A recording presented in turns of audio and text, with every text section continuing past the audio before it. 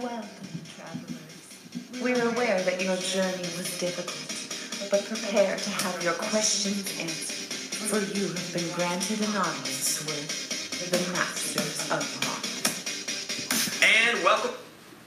That was a clip from another episode. What's up, guys? Yeah. Oh, Still going. This is so bad. All right, so we're live recording. Got to share it places, but that's how we started. Yeah, we're here. So this is a pre-show thing that we do.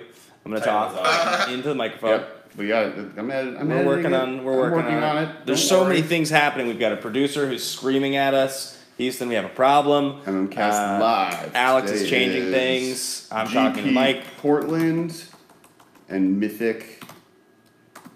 Yep. Mythic Championships. If you guys are here in the pre-show stream, what we're going to be doing today is talking about Mythic Championships. We're going to be talking about Grand Prix Portland, the deck that I played, why it didn't have the result that I was hoping it was going to have, and what we could do differently in the future about it. There's a lot of cool stuff going on like that today. We have adjusted our microphone positioning. We're hoping that this creates better sound. So there's just going to be a continuous evolution until we rebuild our studio, which is happening. Yeah, we're remodeling pretty soon. I was supposed to get a quote yesterday. We realized that wasn't necessarily the microphones, so now we're having new microphones. We're pretty happy with it because there was other issues with those old microphones because they were very, very old, like 6 years old. My audio echoes into his microphone, and then when you layer them both into the same sound file, they reverb, and that's why I sound weird, and we don't know why Ben doesn't. Yeah, it's just, I think it's probably room positioning. We don't have great audio blocking in here. Like, there's no foam, but that's what some of the remodel's going to do. So we'll keep working on it for you guys. Thanks for being patient with us. Alex is going to share this stuff out, and we are going to get straight into the episode. Did you guys have a good weekend? I hope so. I had a good weekend. Portland was a lot of fun. Got to spend some time with my older brother. Taught me how to play Magic. I gave him Mono Red Phoenix. I feel like I should save all of this for the show. But yeah, that's what we're here to do. Oh, this is cool. If you guys are watching in the stream, see these box toppers? I bought 2 boxes of Ultimate Masters. Alex bought 2 boxes of Ultimate Masters. And we're going to open these box toppers. We're going to find out what they are. Oh, are we going to get notifications on here? Feels like... Oh, chat? Oh, turn the audio down? No, that was from my phone. That wasn't from this. What you heard was my phone and the laptop. Because I can... I'm going to mute both of them. I see. So, Michael, how was your weekend? Good. Yeah? Yeah. Cool. Play any Magic? I did. I went over to the Command Zone house and played some Ultimate Masters draft. Oh, that's fun. How was it? It was good. I haven't gotten to draft it yet. I really wanted to on Sunday. I was going to go back to the tournament site, but I had to kind of make the executive decision with my brother there because he was like, we did a whole day of Magic already, and neither of us is in day 2, so you want to just go back and play more? And I was like, kind of. And he was like, what about watching football and like other stuff? I was like, all right, that's a brother's weekend. You're right. I don't have to go back and just. So I didn't get to play the Ultimate Masters draft that I so wanted to play, but maybe Alex will let you in one of his drafts that he's gonna do with his boxes. Yeah, I hope so. Maybe. I hope. When's that gonna happen? See if you make the cut. Yeah, it's a long list. There's a waiting list. Okay. Yeah. There's people have been signing up 6 months in advance. Gotta have a reservation. I see. Okay. There's a drop online on Facebook at midnight every Tuesday, and if you can sign in quick enough, you might get vetted to a draft. It's like the hotel lottery for San Diego. Yeah, there's a waiting room that you get it put into, and then cool. Everything's live. It's been advertised. I've shared it to the world. People are now probably talking to us. I'm gonna take your link that you shared, and I'm gonna then reshare it. How's that sound? What up, party people? Well, you guys are listening to the iPad audio, which maybe is just the audio you should use if you can't figure it out until we figure it out. It's pretty weak, that audio. Is it that much worse than what of us? Yeah. I mean, I guess I have to go EQ the audio and make sure that listening to the audio is different than listening on headphones is different than on a computer. Mm-hmm. I haven't done that, but you should do that. Yeah, I'll do that. All right, are you ready? Yeah. Cool. So should we open the Ultimate Box Toppers on the episode or before the episode? Feels like probably on the episode. Yeah. Okay. Ready? Yeah. Music. And welcome back to Masters of Modern. I am your host, Alex Kessel, here with my co-host, Ben Bateman. What's up, everybody? In case you couldn't hear that on the mic, because he was so far away, because we're still working on the audio. This is the Masters of Modern. I'm your host, Alex Kessel, here with my co-host, Ben Bateman. There you go. Look at that. We just did it right. I'm here with Alex, and we're talking about Magic. It's Grand Prix Portland review. We're talking about Ultimate Masters. We're talking about the Mythic Championships and all the Pro Tour stuff. And yeah, we're back. We're here. We're streaming live. I opened it. We got a celebratory for my backness. Oh, wow. We're just getting right straight into it. Yeah, I'm going to open these. Or maybe open one at the beginning, one at the end. There's Yeah. We'll do another Ultimate Box Topper at the end of the episode. I'm so terrified on how to open this. And Yeah. My hands, palms are sweaty. Knees weak. Mom spaghetti. Yeah. Oh, here we go. Okay, it's a Magic card. You can see on the back. It is a deck master game. Show it to me before you look at it. You're stoked. I'm stoked. You're really happy. That's a good one. Ooh. You got it through the Breach. breach. Dope. I don't have one of these. Yeah. I need them. There's like versions of blue-white decks that play it and then flashing Embercles, and I want to do that with my life. That's a really, really, really, really cool looking Magic card. Yeah. The art's amazing on that. The art's incredible. They're like, we know what you're doing with this. We understand who's coming, who's showing up. That's really cool. All right. Now we are not giving away the box toppers, unfortunately. No. That'd be a savage. It'd be a savage contest. We are not that well. Not that money. You guys get us to 10,000 subscribers, we'll give away a box topper. Yeah, in the long run. Yeah. And that's a promise I don't want to keep. Yeah, What if it takes like 6 years and a box topper is like 10 grand to like, yeah, I'm not into that. So anyway, we opened up a box topper. That's how the episode started. This is the Masters of Modern podcast. We talk about Modern on this show. We have for many, many moons. I'm back, baby. Yeah, it's been a heck of a run trying to get Alex and I in the same room together to do this show. That's kind of the theme. Where was I? You were in Ohio, and for a little while, and then last week you were out. I was out. I don't know what the last few weeks. You were have been. in Portland. I was Seattle. Yeah, I went to Seattle, and then it's gonna be tough. We're gonna be in Hong Kong for 2 weeks at the beginning of the year. You can do a Hong Kong live show. Like we'll bring the Mevo and just set it up in a hotel room. And do it off the iPad. Yeah, maybe. This audio isn't that bad. I mean, the live recording right now doesn't hate it, and we've used this before as the audio when this audio didn't work out. So I feel like we'll talk about it. And I bring my iPad regardless because that's how I watch movies on airplanes. Yeah. Yeah. Sick. Cool. All right. What's first up on the menu, Alex? What are we doing? What are we talking about? Today, let me go to my outline. Today we're talking about many things. First, we should shout out, you can follow us on Twitter. I'm at Cass Wiley. I'm at Ben Bateman Media. And we are all at the MMCast. And yeah. we're on Instagram and Facebook and all that, all under those specific social media accounts. And then also, we have a YouTube channel. Most of you watching live are currently on that YouTube channel, so hit subscribe, comment, like. All of the interaction really helps. Share this anywhere on social media. And then to get people during the live show. And then on the YouTube channel, if you're not watching it right now live, come check it out. If you're listening on the podcast, we do a bunch of video content. The live stream is really fun. You get to talk to us while we're playing, yell at us. And yeah. Yeah, people, I met a few fans in Portland that do watch the live stream, which is cool. I also met a couple people in Portland that told me they had just found out about our show on YouTube, which they had never listened on audio, which I thought was really cool and made me really excited that we are still growing and reaching new people. One guy was like, I wanted to get into Modern for this Grand Prix. I saw that you guys existed from the Command Zone page. So I was like, yo, you guys are doing a Modern Primer. I'll just listen. He's like, I just listened for the first time last week on YouTube. Nice. Like, that's exciting. That's like a cool thing that we didn't push record. We are so good at our job. Yeah, okay, we're going to do that because hitting record. So now you guys have seen the whole cool live stream. We're going to start the episode over. We'll just go straight into it. I think we just do, we don't do that on the episode. We do quick shout outs and we go right into the episode. There's a lot of pre-show, a lot of rambling that happens. So I think we're okay missing that. Yeah, let's live start it over. Gotta experience that. Okay, music, and welcome back to Masters of Modern. I'm your host, Alex Kessler, here with my co-host, Ben Bateman. What's up, everybody? We're back. We're here. This is exciting. It's round 2, and we're talking Modern. So today we're talking about the Mythic Championship, and we're also going to be talking about your time at GP Portland this last weekend because you played an actual GP. Yeah, we're going to be talking about the decks. I gave my brother a deck. I took him with me. I took a version of Kessel Runs. We'll be recapping all that, all the new stuff. Make sure to follow us on Twitter. I am at Kess Wiley. I'm at Ben Bateman Media. We are at the MMCast. And make sure to subscribe to our YouTube channel. We do a live stream. We're doing it right now. In fact, if you watch the live stream, you would have heard us do this whole intro one time, and now you get to hear it again for live stream people. And then if you're not on YouTube right now, check it out. You get to interact with us in person. For instance, someone just told us that we should saran wrap all of our cards so that they have card sleeves to protect them, which I thought was funny. There would be a severe amount of glare. So much glare.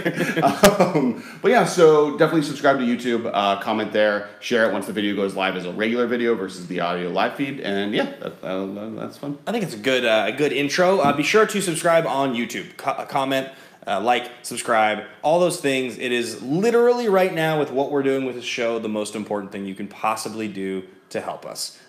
We have a Patreon. That's a great way to help us. But in terms of awareness and getting this brand out there, so more people hear about it, YouTube is the thing we're really pushing right now. So like, subscribe, comment, and yeah, thanks for tuning in. So Alex, K and Z, who's recommended that we sleeve our cards, and then Benjamin Wayland was like, you need a whole wrap of saran wrap.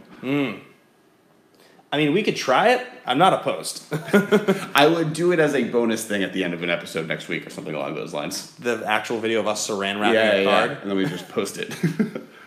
That's weird. Are these Deckmaster game cards? Do they have anything on them? Yeah. No. All right. So tell me on the road to GP Portland. Well, I knew that any modern Grand Prix that is somewhat local, I try to make an effort to get to. I'm from Seattle originally. I grew up in Seattle, Washington, so this one felt like a good one, and my older brother, who is about 10 years older than me, taught me how to play Magic when I was 5 years old. That was when I learned how to play, and so I've been playing ever since. And he doesn't really play Magic anymore. Like, he doesn't really have people to play with, but he likes it, and he enjoys it when we play. But I mean, he's at best like a draft player, like plays sorcerer, plays like instance main phase kind of guy. Like, just not like somebody who plays Magic. He played Magic. I would say, but he's like a draft player. I feel like. I'm saying, like, draft years are 5 years ago he drafted for like the last time. Like, he's got it. Like, my brother just is not somebody who plays a lot of Magic. He plays a ton of Hearthstone. He's like forgotten the rules of Magic in some ways. But I was like, Modern's really fun. It's not that complicated. You'll be fine. You should just play a deck. And he's like, cool, whatever. So I put Mono Red Phoenix together because I thought it was a cool deck list and it seemed like a reasonable deck to give someone. How did he do? He did better than I did. Oh, nice. Yeah, he started out 2-0. Welcome to playing good lists. I know. Into a GP instead of like. He was literally like, "Why didn't you just play this deck?" And I was like, "Shut up." He's like, "Why didn't you just play a good list of Magic cards?" So I have a question because we have, and we'll get into the list you played in a second. But in all of the GPs you've gone to, often and even going towards the old PTQ era of you playing, like you have this inherent problem with playing established decking archetypes, partly because you feel like when you play an established deck archetype, if you just lose throughout the tournament, or because you feel like you don't have an edge with this deck because you're just not going to be as good as other players with it, you don't want to spend the day losing because while playing a good deck, you'd rather lose with a bad deck than lose with a good deck. Is kind of your philosophy behind it. Kind of, yeah. That's fairly accurate. When was the last time you took a stock list to a major GP or large tournament? I mean, I can count on one hand probably the number of times I've done it. Okay. Like a stock list. Like, there was a SCG LA where I took mono black Devotion and Standard at one point. Okay. And I scrubbed out really hard and it was just miserable. It wasn't fun to play. The format was boring, I thought, and it just was like, this is stupid. Why did I do this? I remember I did that once. I took a Rug Delver list back to a PTQ in the first couple years of Modern, probably back in 2012 or 13. Okay. And I did really well with it. I think it was an 8-round PTQ, and I think it was I went 5-2-1 maybe. Okay. Almost. I finished 21st or something like that. Okay. And I remember that was really cool. I liked that deck, but it's also sort of my style still, so it was doable. Mm-hmm. I took a mono blue Merfolk list, and I remember adding some green to it before they printed the good green cards, but I played Collected Company, I think, in it. That was close to a stock list, maybe with 5 or 6 different cards. Okay. But it's not very many times. Normally it's I'm taking Superior Burning Cocoa, or I take that weird Retrace list, or I take that Greater Gargadon Steal Your Stuff list that they changed the rules, or Hunted Handsome, or I've tried all of these things. And so based on your last experience with GPs, I have a challenge for you on the next GP you go to. Okay. And that's to take a stock list. Just to try out a good deck. A good deck that like did well in the last weekend. Just go for it. Yeah. Maybe. I mean, I would have ended up with one of the Phoenix lists. I would have ended up either with the blue-red list that was the only deck anyone played that weekend, or the mono-red list. Sure. Probably. And that mono, the Phoenix deck got 2 into the top 8, and 1 was 9th place. Manamorphose, Faithless Looting, Arc-Light Phoenix, Thing in the Ice, Thought Scour, and Oct, and Seer Visions, and Lightning Bolt were all in the top 10 cards. The only non-Phoenix cards were... nope, all of them. Every one of these cards. Is Surgical Extraction played in Phoenix decks? Yeah, every single card in the top 10 is a Phoenix card. Yeah. I mean, it was powerful. I played against Blue Red Phoenix. I'll take your challenge. That's fine. Okay. I have to look with the next GP, the next modern. GPLA March, I think.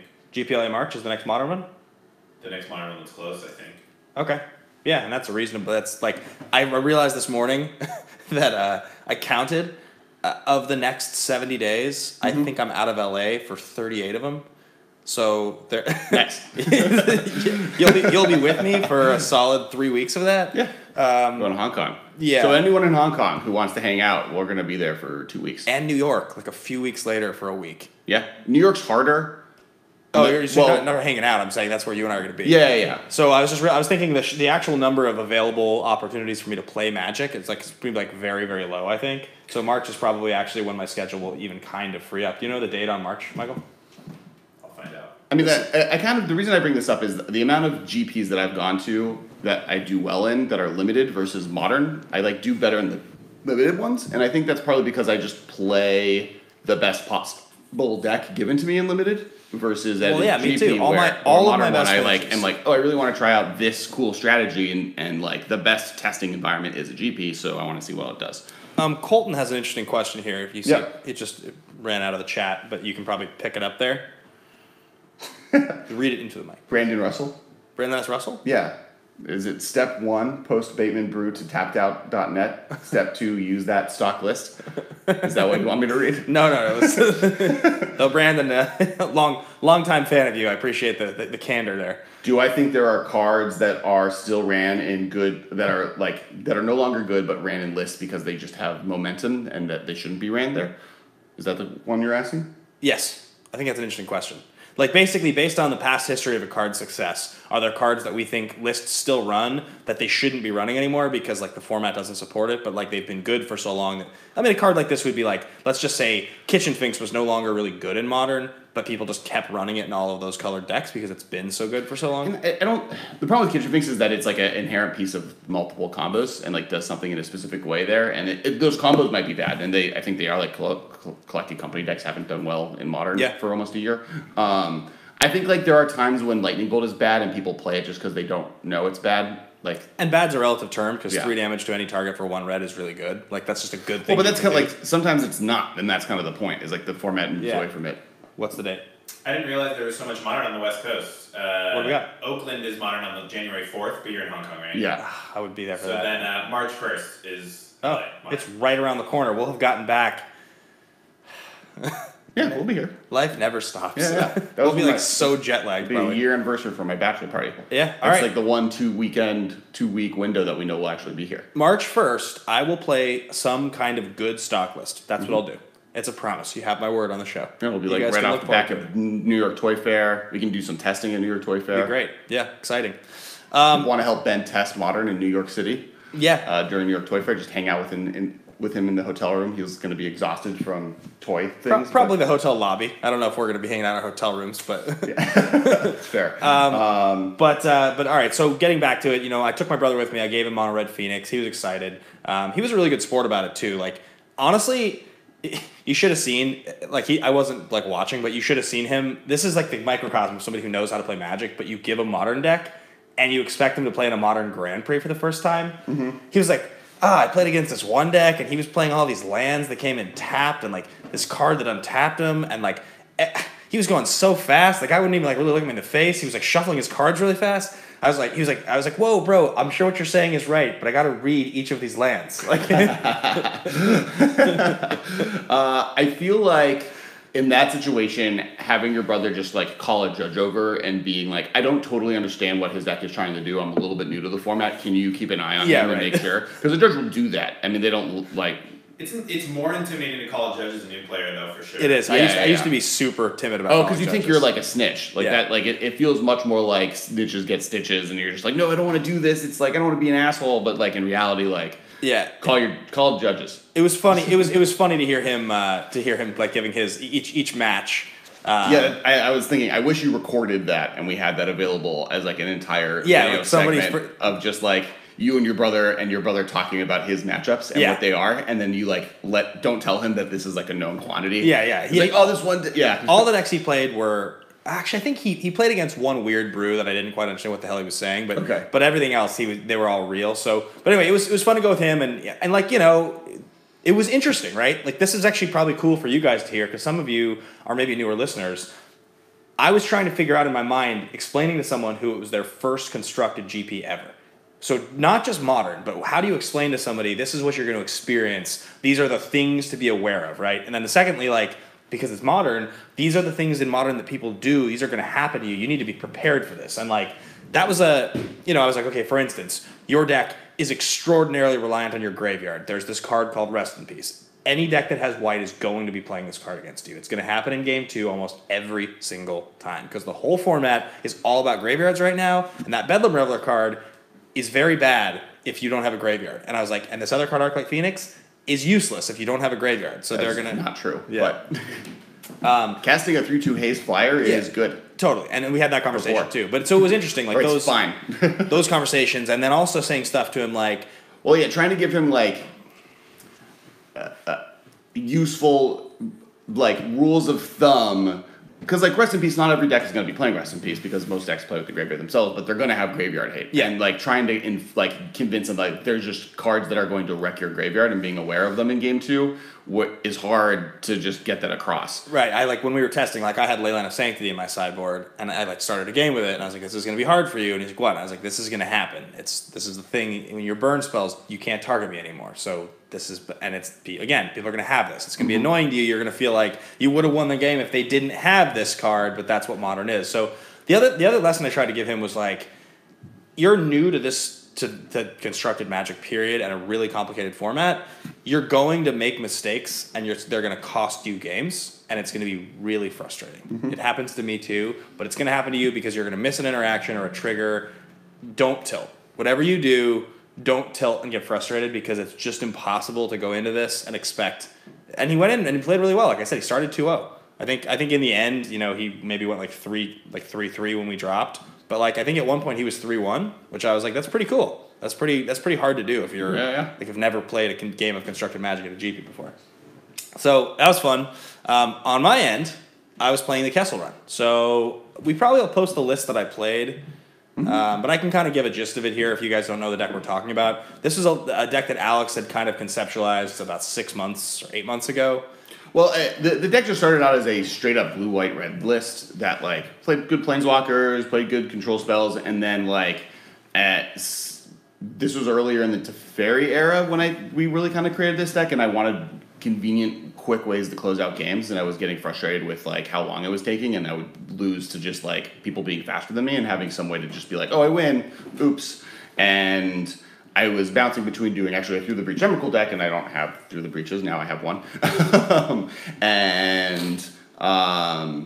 Or doing a Kiki combo, Angel combo, and I love Restoration Angel. Restoration Angel is probably one of the best, my favorite cards of all time. Yeah. And so leaning into the Kiki Jiki Resto combo was something that I was trying out. And then leading into GP Vegas. Yep. I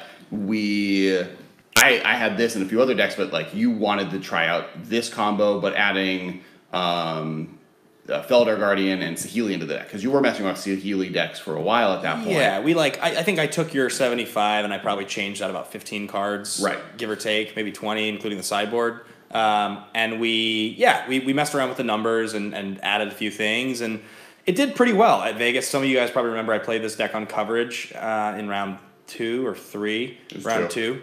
Before people got off buys. Yeah, and it was pretty cool. It did pretty well. Like I think I started that tournament out maybe like 301 or something like that before I started losing. I can't quite remember, but it was a strong enough performance, and I liked the deck. And we changed it around for this GP. The meta was a little bit worse. This time through, what I found was that it really felt bad playing so many sorcery speed 4 and 5 drops. Like Kiki Jiki, Teferi, Jace. It just felt really clunky. Veldar Guardian, the one of was in there. Even Saheeli felt really underpowered. Like the decks that I was playing against were just doing so much in the first couple turns. I think Saheeli has always felt a little underpowered. Like the one times that she's been good is when she's like, I win by having this in play. And we were playing a one of anyway, but just all the planeswalkers just didn't feel like they were affecting the board enough. Partly because the way the deck is built is like, because you're going for the combo plan, and that's really what you're trying to do. Having planeswalkers are better when you're playing a control plan. So what you're doing is before you play that planeswalker is just stopping them from doing anything. So when you play it, it becomes this value engine that keeps you being able to stop them what they're doing. And what you're trying to do is be proactive, and the planeswalkers you're playing aren't great for proactiveness. You want a proactive planeswalker is Elspeth, and even she's probably not that good right now. It's also really hard to stop them from doing what they're doing in Modern when, like, okay, we're a 3-color mana base that was playing 8 fetch lands and 5 shocks with 5 basics, 4 colonnades, and then a couple colorless lands. Like I think we had been playing 2 Field of Ruin, and I replaced one of them with the Seraph Sanctuary for the Infinite Life combo. But in the top 8 of the tournament, continue. Sorry. In the first few turns of the game, you were almost every single game going to 14. Like almost every single game. Because of the mana base. So trying to stop people from what they're doing, making sure you're both hitting your land drops and also keeping a hand that's doing anything, and also not just dying to aggressive creatures, starting the game at basically 14 life. It was rough. I mean, I think the mana base and the pain of the mana base was one of the hardest parts of the whole deck. But I mean, yes, 3-color decks can make it work. I mean, the problem with it is that you're playing double blue and double red, which has its own challenges. And that's kind of the point. But I think control decks, like a blue-black control at top 8 of this tournament, like straight blue-black with like... Yeah, but that's blue-black. I mean, what you just said is like, I have to play untapped lands and make sure I'm hitting red and blue early. So, well, but like Grixis, I mean, there's been decks in the history of Modern that have survived playing 3-color mana bases pretty easily. But they don't need to hit triple red. Right, that's the issue. And you have no other reason to be in triple red is the problem. So okay. So the Kiki Jiki combo with Restoration Angel is the A combo. In the end, I elected to play 3 Restoration Angel and 2 Kiki Jiki, along with 3 Jace and 2 Teferi.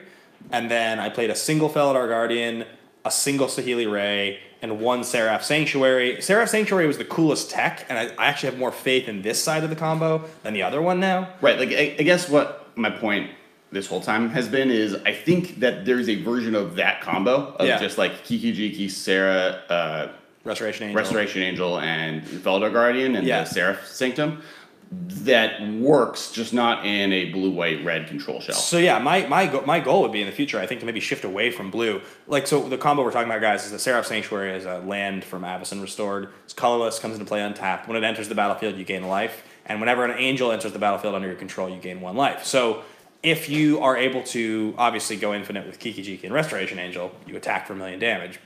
Or Felidar Guardian. Both of them work with Kiki Jiki to go infinite. Yeah. But what the land lets you do is that if you have a single Felidar Guardian and you have Restoration Angel and the land in play, you can end of their turn flash in Resto targeting Felidar Guardian, and at the end of their turn, they blink each other infinitely. One's an angel, you gain infinite life. Right, because the Restoration Angel can't do it with himself. Like 2 Restoration Angels can't do this because they can't target angels. Because Felidar Guardian is not an angel, they can go back and forth and you gain infinite life. Because one's an angel, one isn't, and you go. Yeah, and there's almost no card ever printed.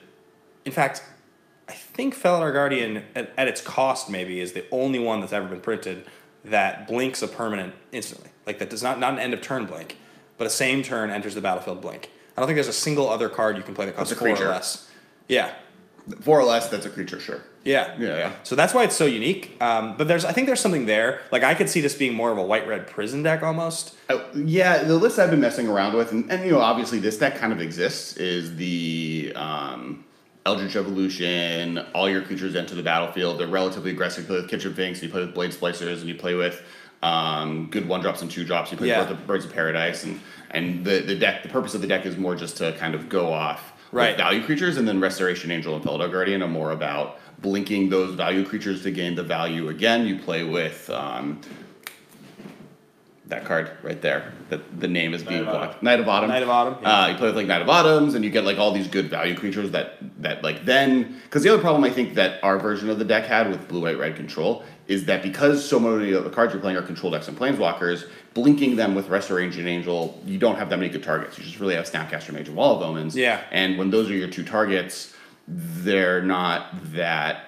You don't have that many good things to be blinking, and like you want to kind of maximize the amount of stuff you get value off of with those cards if you're really going to go for that plan.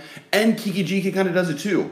Like playing Kiki Jiki and just copying Blade Splicers 6 turns in a row is going to win you the game. Yeah. Like you don't have to go infinite with it. It can just be another Restoration Angel. Kiki Jiki is really tough. It's just. I know it has haste and it wins the game, but it just feels when you draw in your opening hand, it just feels so bad. Which is, I think, why like people are cutting. You like cut down to 2 or 1 Kiki Jiki, but you're playing some amount of Eldritch Revolutions and some amount of Angels. Chord of calling, so that you can just tutor for it when you need to. Well, because there's like the 4 colors of Healy deck, which is kind of doing that. It's a similar kind of deck. I just think Healy is bad. Yeah, I mean I might even play. Like I think Eldritch Revolution into this is better than Saheeli would be. I think it might actually just be playing a single Kiki and have I think it has all the combos in there. I'm pretty sure because it's a tutors deck. It's playing 4 Eldritch Revolution, right, and Voice of Resurgence and all that stuff. And I guess what I think our plan is instead of Saheeli Ray and Felidar Guardian, you have Restoration Angel and Seraph, whatever. Yeah, I think it's honestly and it's more free and less like playing that Angel land like has minimal cost. And it's an untapped land, which is like the shockingly best part about it is that you don't. As long as your mana base can support having that colorless land in your deck, you're pretty well positioned. Right. I like beat a Boggles player with it, and it was like kind of fascinating. So I'll quickly talk about the matchups, and then we'll probably move on to the Pro Tour stuff. Yeah. But I played against, I can't remember the exact order, but I definitely played against Boggles. I beat Boggles. I played against Humans, and I beat Humans. Both were tight, 3-game matches. Both were won with the combo. One of the 2 combos. I was able to beat. How many times did you combo with both Angels and the land? Twice. Okay. Twice in the tournament. I think I'm pretty sure I dropped after round 6. I played 6 rounds, and I think in the end my record was like 3-2-1 maybe. Okay. I think I timed out against a guy in like round 2 or 3 who was playing a control deck. I think he was playing like actual control. No, he was playing Tron. That's what it was. He was playing Tron, and I would have beaten him on the next turn. He did Ultimate Ugin against me, which I've never had that happen before, but it's crazy. Has somebody ever Ultimated an Ugin against you? No, I don't even. It's the opposite end of Nicol Bolas, right? It's draw 7, gain 7. And play a thing for free. No, but 7 permanents from your hand in play. It's so ludicrous, like in a deck with that many giant things. Interesting. Yeah, it was crazy. He was like doing it. He was like resolving his Ugin, and I was looking at my hand. I was like, okay, if I can survive next turn, I can probably combo him. I was like, he has to play, and he just was like, Wormcoil Engine, Karn, Emrakul, or like whatever, like Ulamog. I was like, okay, there's no way. Like all my permanents are gone. So that was wild.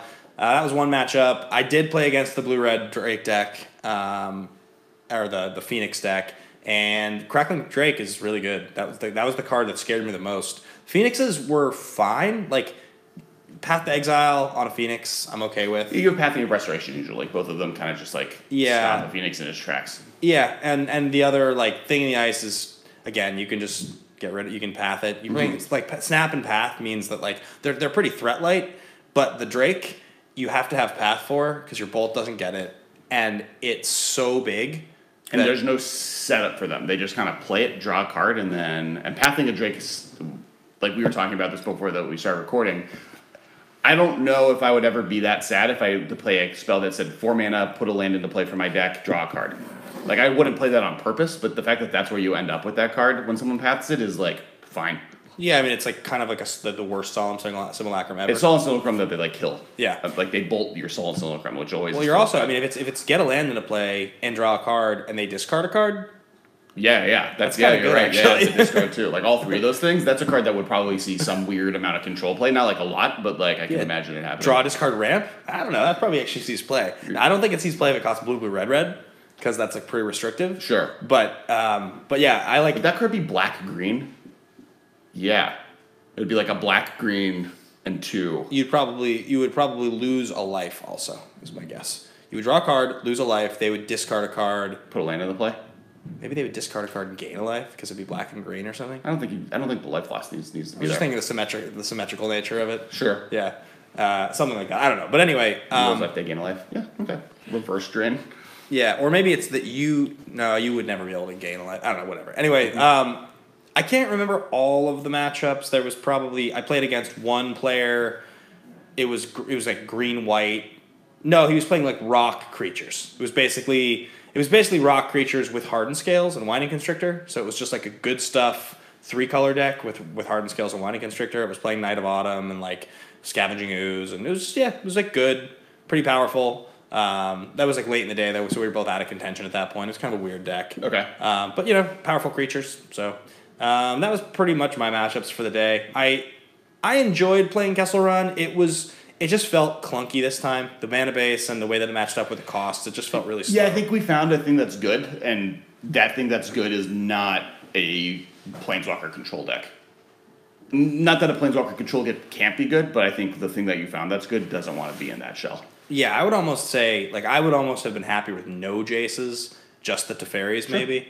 Because, playing Teferi is sweet because of the untap ability, and it allows you to still hold open your path or your Lightning Bolt or your Counterspell. And that's so important in that deck, is to be able to at least be kind of reactive while still advancing your game plan. But would it be better just to be aggressive ahead of that and, just have, creatures that stop your opponent from doing stuff? Maybe, yeah. It might just be better to not play any of the Planeswalkers. Yeah. So we'll keep working on it, but I won't be playing it in March because I'm playing an established net deck. Unless this deck does well. So now it's your job, Yeah. people listening and watching, to top 8 a GP or top 8 an SCG event before March.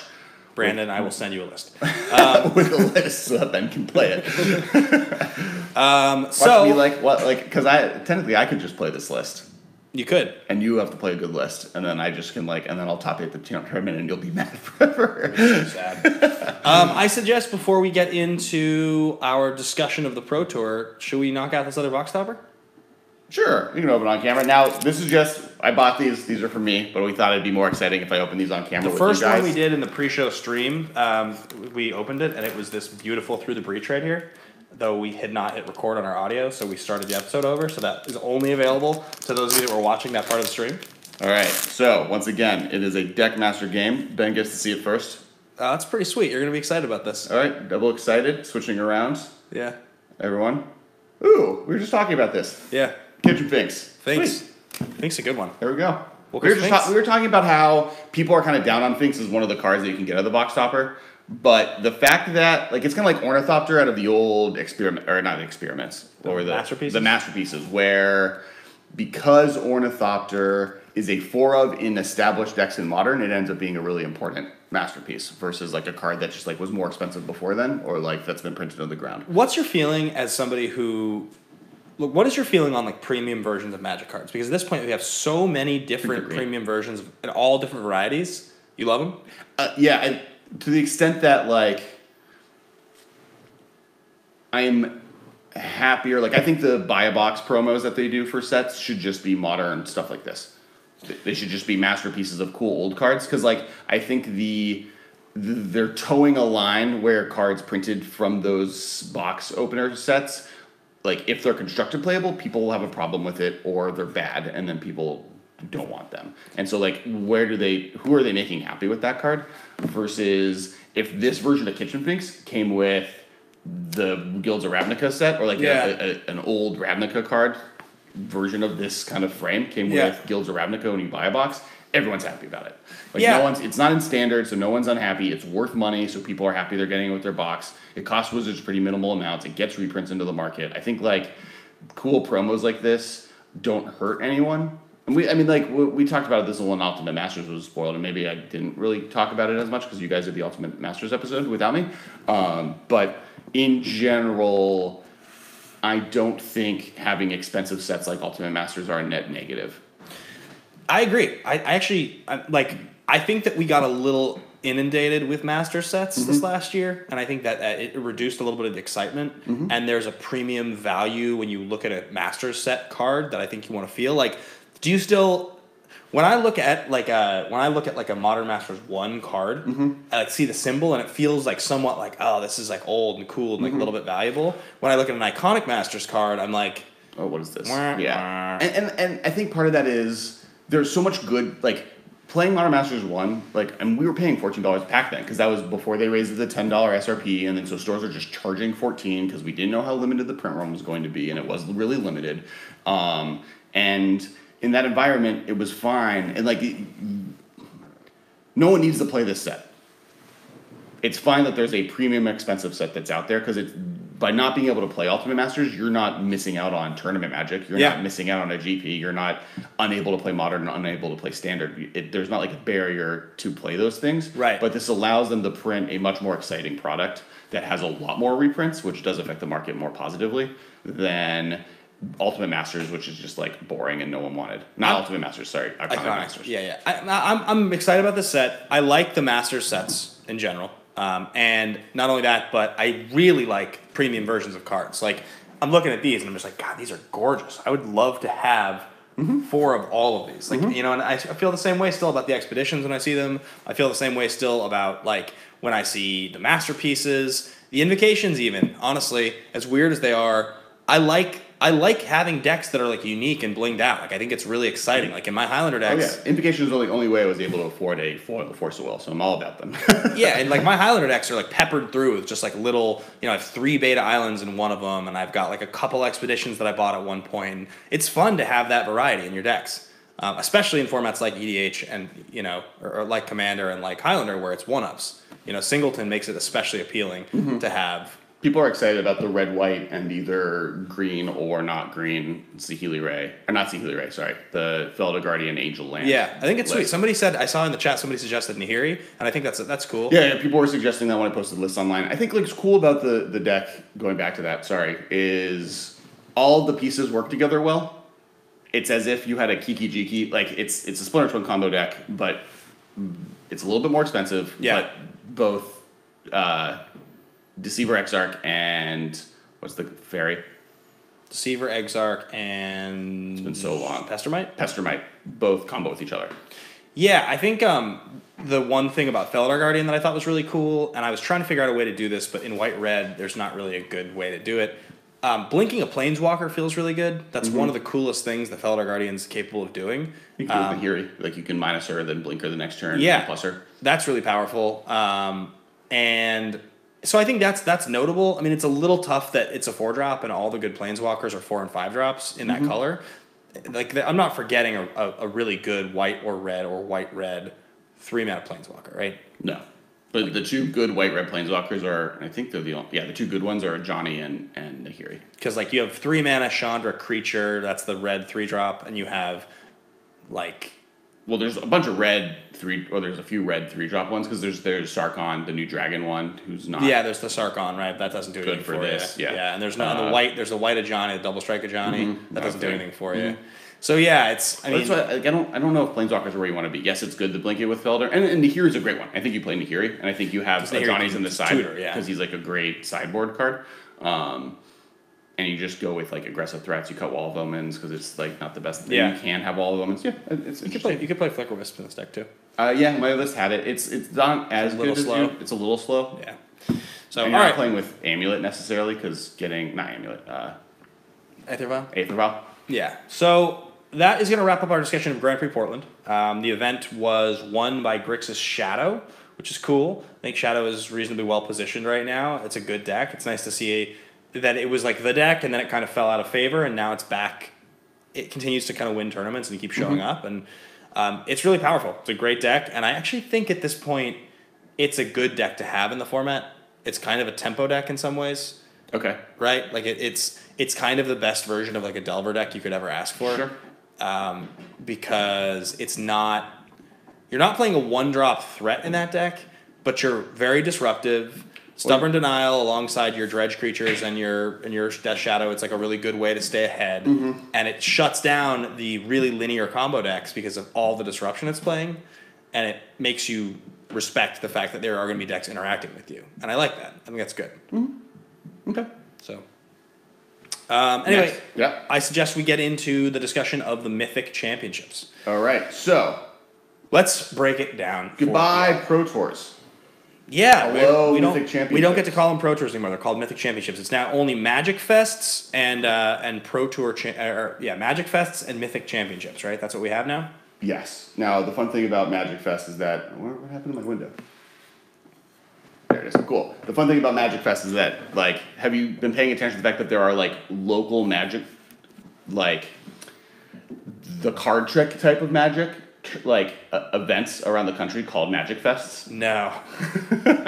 just another feather in the cap of all the idiots who ask us if we can do a magic trick when we tell them we play Magic. Oh, I came for the Magic Fest. Oh no. God. Okay. All right, so these are the changes with Mythic Championships. In 2019, there will be 10 million in prizes across tabletop and digital Magic, including Arena. Introduction of Magic Pro League. 32 top-ranked players with contracts worth of $75,000 total. Yep. Among those 32, the Premier Magic. What? Teach. Oh, each person can get up to $75,000. That's the contracts here for this. Yep. Oh. Interesting. Okay. So we're gonna have 32 actually paid Magic Pros via. Got it. So they each get a $75,000 a year. Yeah, they get a salary contract to play Magic professionally. Got it. The premier Magic tournaments are going to be Mythic Championships, and they can be a digital or paper events. So instead of Pro Tour, they will be both of these. The first digital Mythic Champion will be at PAX East in Boston, March 28th and 31st. The thing that they bring up of that is they had 6 Pro Tours next year. They're going down to 4, but it looks like there'll be multiple Magic Arena Mythic Championships instead. It is a little curious. Go ahead. Pro Tours are being rebranded as Mythic Championships. Each paper MC will award a $500,000 prize pool, so there'll be 4 of those next year. There are going to be 4 Mythic Championships in 2019, not 6 Pro Tours as previously announced. The Pro Tours in Dallas, Fort Worth, and Sydney were canceled. Everyone who attends a Mythic Championship will receive some amount of prize money. However, Mythic Championships events after London, the second paper MC of 2019, will not offer travel awards. So you no longer get travel awards to go to them. Yep. The narrowly regionalized invitational scheme that was previously announced for Mythic Championships will not be in effect. There will be no Nationals for 2019. There will be no Worlds Cup for 2019. The 2018 and 2019 Pro Tour Team Series will be the last team series. Pro Players Club benefits will continue through the end of 2019, but Grand Prix Seattle will be the last event to award pro points. When is Grand Prix Seattle? I don't know. The Pro Tour Hall of Fame will be changing in 2019, though we don't know how. Hey, Mike, can you check out when Grand Prix Seattle is? Thank you. That was a lot. So it's an enormous announcement. So the first thing that I think is a little curious, and this is something that I have always found a little bit strange. Mm-hmm. It's weird that they announced the 6 Pro Tours thing, and then 2 months later they're announcing this. It feels like they were less sure of their decision, or the powers that be above were not on board as much. I think 2 things happened. I think Magic Arena has been wildly more popular than they could have hoped. And they're still in open beta. So from that perspective, they realized that they needed to modify their plan to incorporate Magic Arena. Okay, that's fair. I think the other thing that happened was that after they made that announcement, or right before they made an announcement, they created that Pro Tour, Pro Play brain trust. If there were specific terms that they had for all of this, and I think while working with them, they realized that they needed to kind of modify the system entirely. And with those 2 situations, they made this big change. I think one of those was the going from 4 to 6 to back to 4 was because they're adding multiple Magic Arena Magic Fest or Magic Championships or Mythic Championships, and because of that, they realized that gives the opportunity for people to play at that level regardless, and so it made more sense to make that change. And I think the big regrettable thing is they should have just waited to make the 6 Pro Tour announcement, but they had to based on people's scheduling for next year and when they're they have to announce stuff. So somebody in the chat just said, weird question mark. It's the most typical WotC thing ever.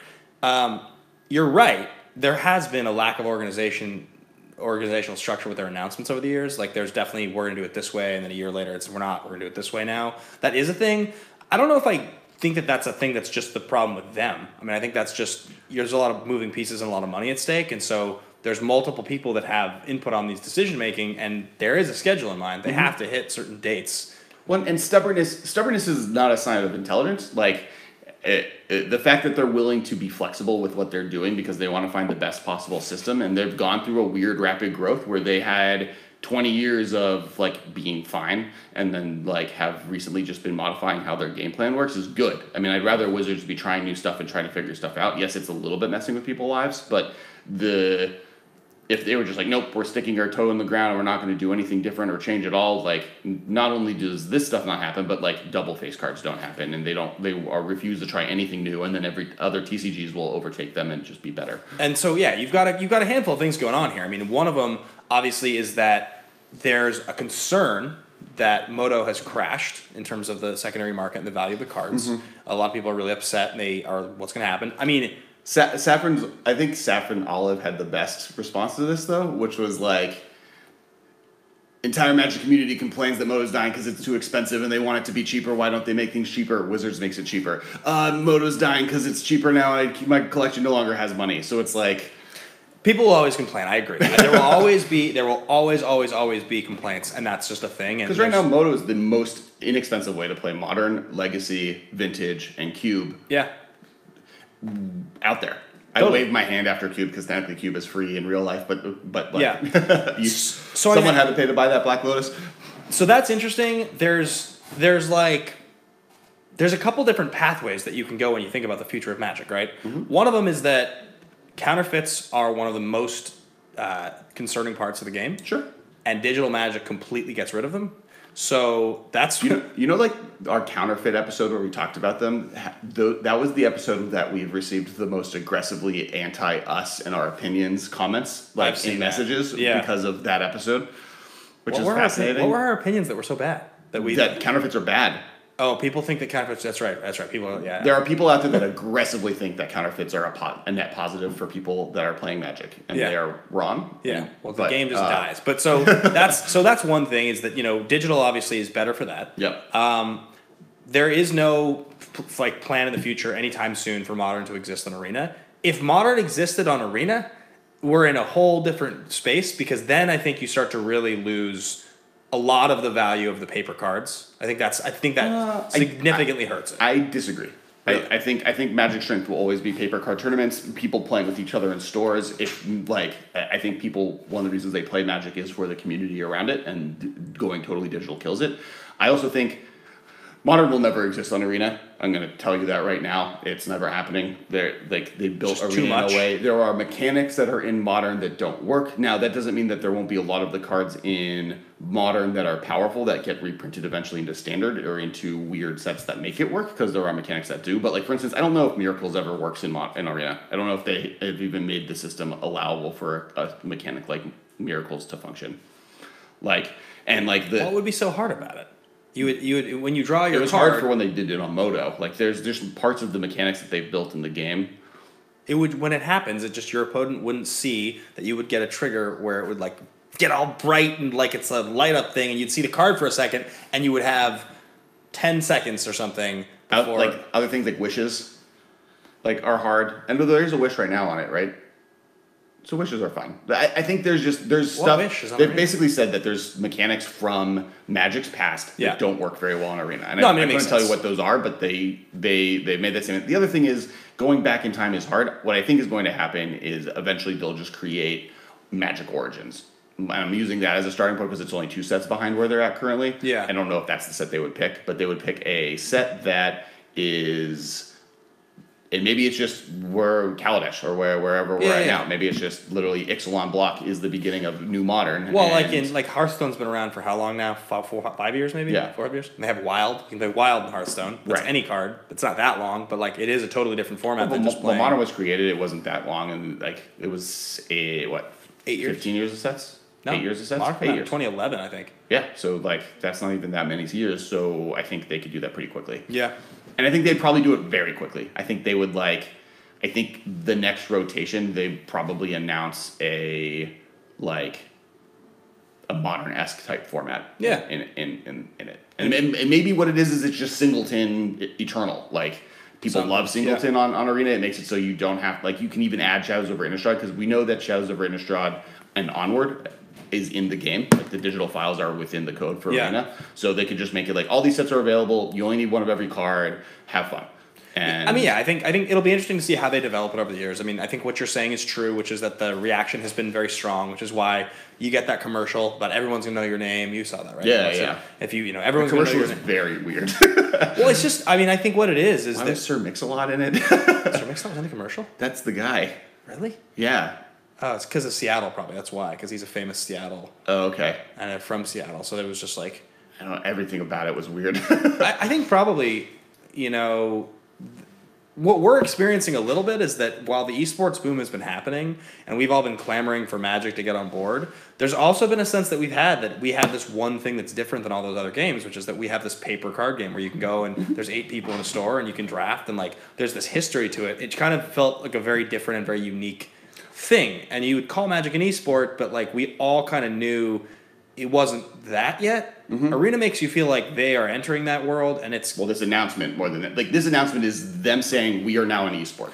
And we already kind of were. Yeah. Because, like, there are features of Magic that were very esporty regardless, because it was the closest thing to digital tournament play, or tournament play that wasn't a actual sport that was successful.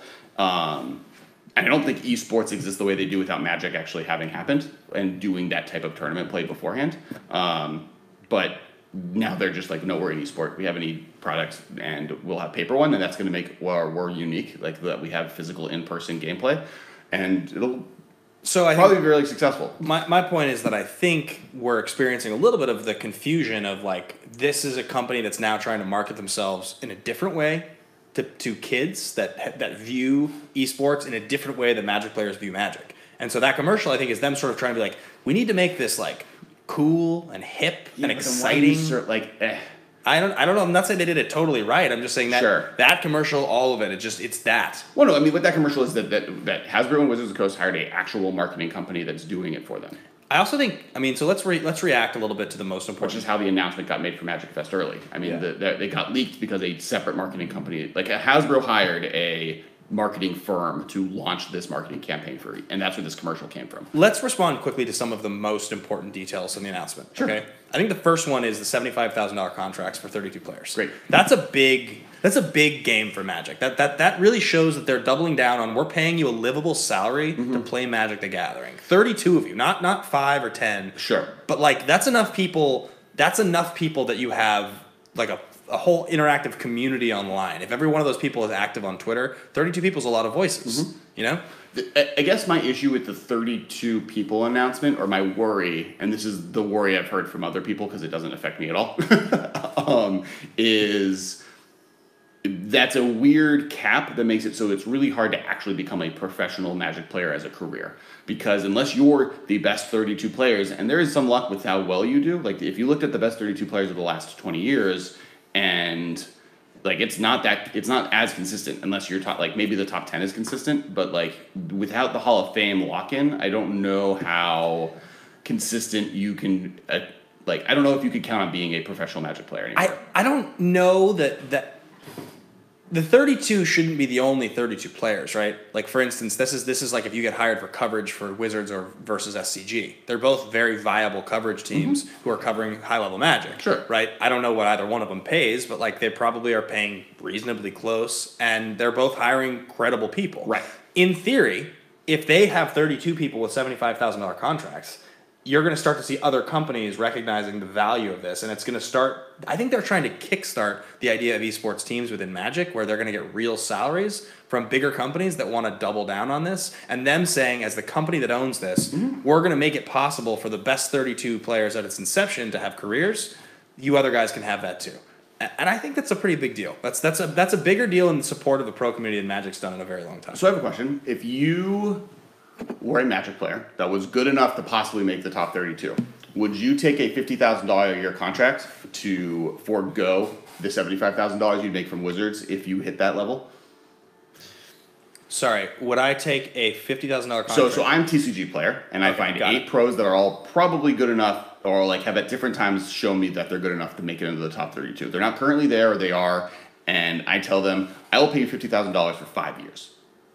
Oh, gotcha. But if you hit the $75,000 mark, I get $25,000. Well, a couple things. I don't really know how it works as far as prize money goes. I'm assuming that you have to split. And your prize money gets distributed among the people playing with you on your team. Probably. Would you like vote for a consistent paycheck over? I would take a 1 year 50,000. I might take a 2 year. Then why would you take it? Because 75,000 gets you that 1 year. Because okay, so you're saying before they make their selections, like you're saying when they announce this, before they make their players, TCG comes out to it's one of these companies comes out to you and says, they go to LSV, they go to Sure. Josh Otherlayden, they go to Gary, all the top whatever. Yeah, they find yeah. enough of them. They're like, we'll guarantee you get this for the next 5 years if you promise to distribute your winnings among your team and us, including the $75,000 you get. I would not at any point in time as a working adult who has any interest in being like a functioning member of society, to buy a home at some point, to marry someone, anything. Sure. Take a 5-year $50,000 contract if it meant that I was basically capped, because you're not. I mean, this isn't your day-to-day job. You're not you would have the ability to go work as you regularly do now. Like Magic players don't make $50,000 a year on average playing Magic. on average for sure. Then maybe, because 32 is not very many players. Mm-hmm. I don't think I do it for 5 though. I think it's too aggressive. I think if you're saying like 2 to 3 years, maybe. I think if it's a 2-year, $50,000 contract. Because a lot of people's complaints right now is that they have no idea. They don't know if they can feel comfortable putting in the effort for $75,000 a year if they can't guarantee for the next 3 years they have an opportunity to get that $75,000. I think where the part of this that is the most interesting is if you want to be successful in any industry, if you want to stand out, you want to rise to the top, you're doing more than just taking that handout, right? Sure. It's not a handout because you're working hard for it, but like if you really believe you deserve to be one of the top 32 players, then you're marketing yourself. You're trying to get sponsors. You're streaming. You're selling merch. You know what I'm saying? You're doing more than just that 75,000. You have a deal worked out that if you win, you're still actually benefiting greatly. Like I don't think it's just like 75 and that's it. I think you can take your 50 as long as you're doing it the right way. Mm-hmm. Like if you are truly marketing yourself to be a pro in Magic and that's going to be your career, then I think you can do it. If it's like, yeah, I mean, I don't know. It's interesting though. But the bottom line is I think it's a good step for Wizards in the right direction. It sends the right message. Right. And I hope that it inspires the other companies that have the budgets to do it and them in the future to put more players in. My biggest complaint of this whole announcement is that there's actually, like, for how much information they gave us, they did not give us enough for a lot. Like, for instance, if you're in the running to make gold to this year, right now, do you go to the next GP? Because gold's basically gone? Is that what's gone? Like, and what is it worth it to you to go to the next GP? Like, would you book a trip? Like, would you go to Florida if you're like in the running for gold? Where like yesterday or 5 days ago, before they made this announcement, if I was in the running for gold, actually, I would go to the next GP, regardless of where it was in the United States, probably. I think their idea is that if we're going to make an omelet, we're going to break a few eggs. I agree. And I think like all the pro community is like, I am worried, but this is in the long term going to be better. And it's kind of a little bit of what you were saying earlier, where we've been asking forever for Magic to treat professional Magic like an esport, to actually take this seriously. And 5 days ago, they said, okay. Yeah, and it's just we have to see how it unfolds. I mean, I think a little bit of like if they look at their pro community and they say if we lose 25% of these players because we're doing things differently and they are holding on to this thing they've worked hard for, it's a real bummer and we feel bad about it. But the health of this game long term and the health of the pro community long term is going to be built on this, not that. Well, and on the reverse end of it, Brian Kibler's back.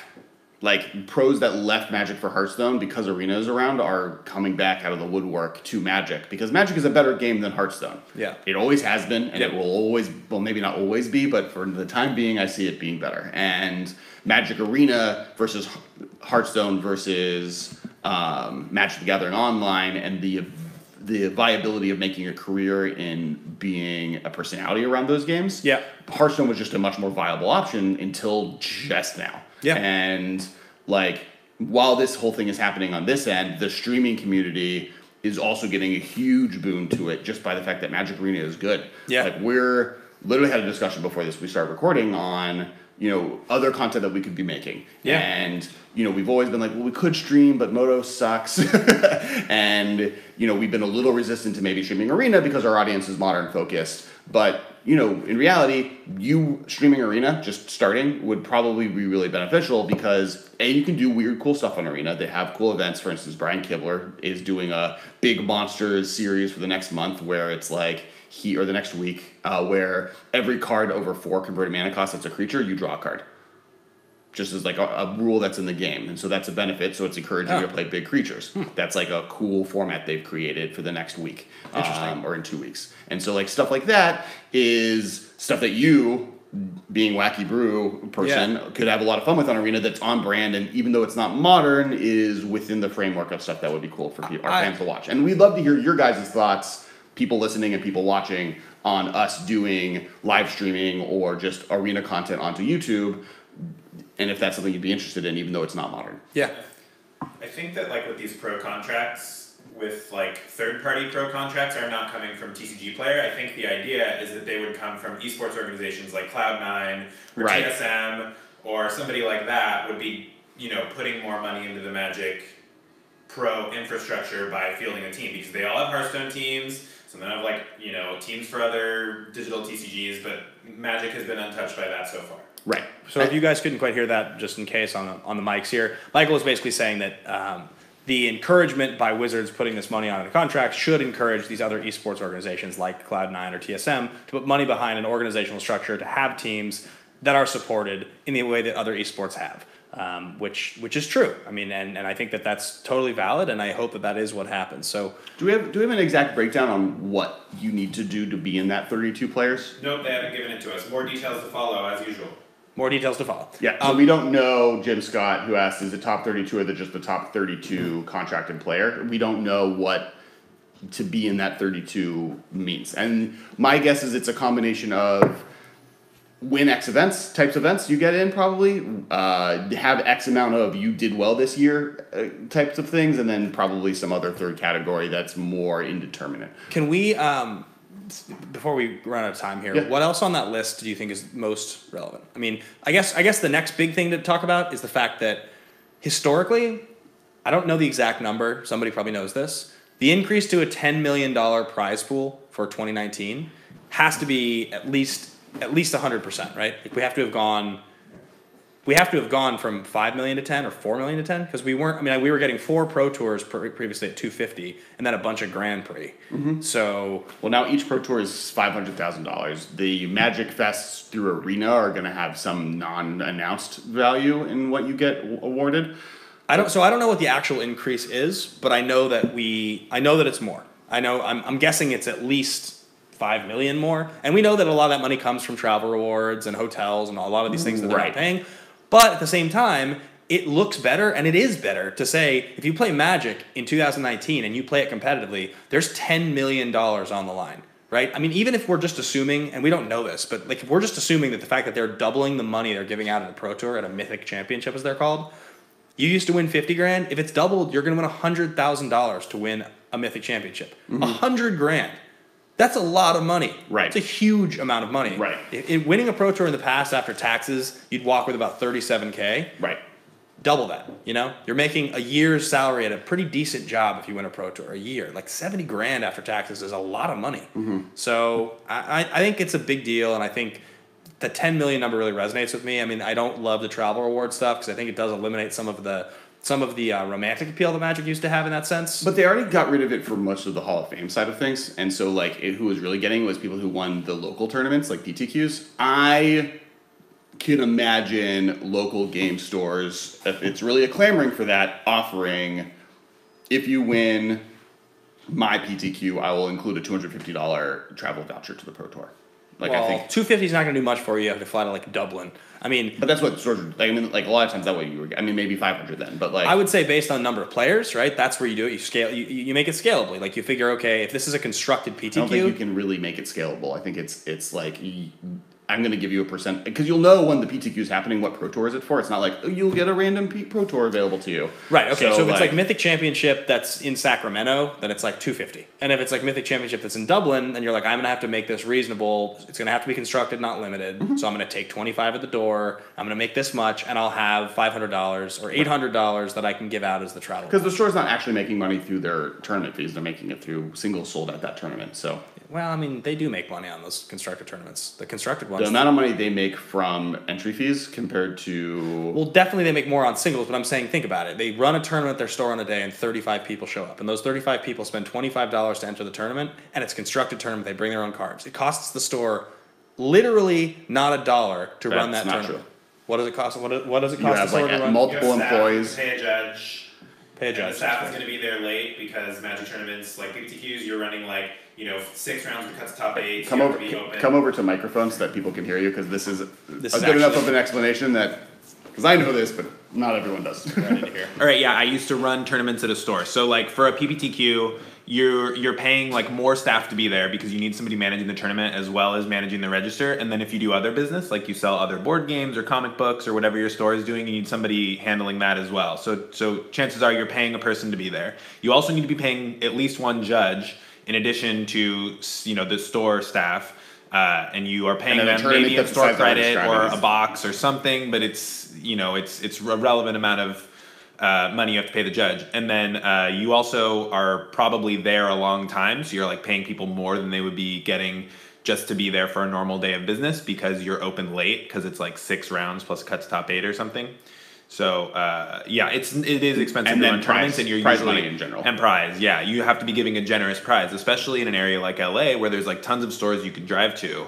Like people are not every single PPTQ. They're going to the ones that are like appealing to them. So you have to be giving a good prize. So yeah, you're making money off of like publicity, like people having a good experience at your store and maybe coming back later, and singles, but you're not making that much money off the actual entry fee. Solid explanation. Thank you, Michael. I'm wrong. It does cost money to run a constructed tournament. Yeah. I guess- and like prize, but they make a ton of money on a constructed tournament more than the draft selling singles. from selling singles, and that's the point. And the brutal part about that is, like, I bought my 9th Lightning Helix at this tournament because I only had 2 and I needed a 3rd. Like, Right. that's like the why they make money at these things is because you show up and like you just don't have what you need, and if you're gonna play, you just have to buy it. Also, something that I don't know if everyone knows this either is there are a few stores that make a ton of money at GPs, but most stores go to GPs to buy cards. Yeah. Because they need card stock for their store at home, and that's where they're making most of their money. And so they go to GPs more to actually build stock and do a buying trip where they can get a lot of stuff from a lot of people that aren't in their community normally. And then when they go home, they now have that stock available to sell to players. Which is like really why the SCG circuit is able to live. It's because they have hit a critical mass of players that come to these things with an organizational structure that is strong enough. Right. They're the only game in town there, so every card bought is just going on their website. Right. Every card sold, so that's why No, SCG. and one of the reasons I think the SCG tournament circuit happened, they're like, oh, we're running these tournaments, we need more cards. Yeah,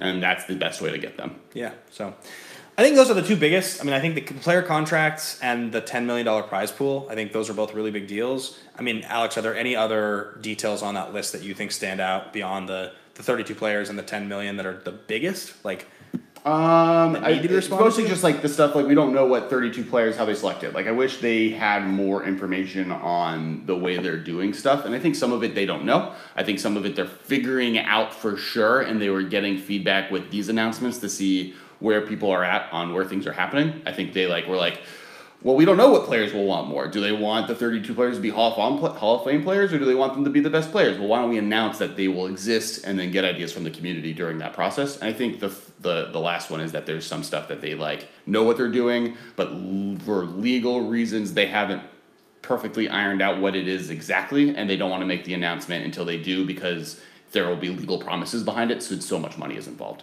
interesting. If they were announced today during this tournament, every winner of a GP gets invited to a whatever, and then Yeah, right, and 6 they months change they it find again. out that doesn't work for this reason because Magic Arena is involved now, and how does that work? Then they have to change it. That's a problem. Yeah. Last question for you before we go. Mm-hmm. What do you think the big push on Arena means for the future of Moto? I think Moto's fine. I think it becomes much more of a niche play area, but it allows right now the cheapest way to play Modern is on Moto. Yeah. Cheapest way to play it. It's not that expensive on Moto. Legacy and Vintage is insanely cheap on Moto. You can buy, I think, every card on Moto for less than 10 grand is something that I saw. And so That's good because I think that'll keep Moto alive. I think the fact that you can just always play these cool older formats. For instance, I will never draft Innistrad again unless I play it on Moto. Yeah. And Innistrad is the best gaming experience like top 10 gaming experiences of my life. So It's also possible that Arena and like the visibility to Magic that Arena brings will actually get more players on Moto because they'll be curious. They're used to playing digital Magic. They can't play Modern. They want to try it out. Now they basically understand Magic's mechanics, so they can just like port over pretty easily. Right. It's totally possible that that's actually what happens, and then from there they're like, well, this experience on this like kind of unsupported digital format is not as fun. I'm gonna get into physical Modern because it's like way sweeter. Yeah, and I think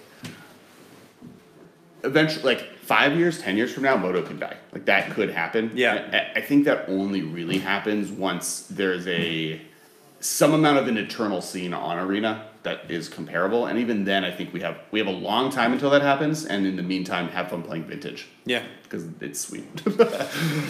All right, guys, I think that's going to wrap us up for the day. Thank you so much for listening. Thank you so much for watching. As always, be sure to check out our Twitter at the MMCast. We Absolutely. have a Patreon. It's like a big deal that we ask for your support. All the little things like the new microphones and us doing these live streaming content and how we're going to figure out how to actually accomplish all of this. The only reason we're able to do it is the small amount of money we make on Patreon, and the more we get, the quicker we're able to accomplish these goals. We move through it, and it's a little bit of money every month, and we kind of save it up, and then we'll spend it on something like new mics or something to make the show a little better. And the support from you guys is how we can keep making the show better. So please help us. Please help us continue to make the show a strong product. We want to keep making it better for you guys and try to improve the audio and all the things. Subscribe, like, comment, YouTube. It's the other biggest deal for us right now is growing this online, this video community. And otherwise, I think we're gonna be done. Did we already shout out Jimmy and Josh? Did that happen? Did we talk about Command Jimmy Zone? and Josh, Command Zone. Jimmy's back, right? Is he back on the Command Zone or is he just back in I'm town? not really sure, but he's back in town. Yeah. So All I ever we'll see what from that guy happens. are like shirtless flexing pictures and being famous now. He's ripped. He had a fake beard for some reason. Yeah. He showed a picture of it. It was cool. I think like all the stuff on Collected Company is great. Us, but then game nights, Command Zone, and the new show that I always forget, Extra Turns. Which Josh shared a funny video because they made Extra Turns in the format of Extra Turns specifically to make it kind of easier to edit and pump out content. But Josh is so OCD and good at like needs everything to be perfect and hardworking that like the thread is just as complicated. Yeah. Did not bite off more than they could chew. No. Those guys are great. Love them. Love them. All right, guys. Thank you so much. We'll be back next week with, I think, a top 10 episode. So maybe. See you guys soon. Bye. Love you. Miss you.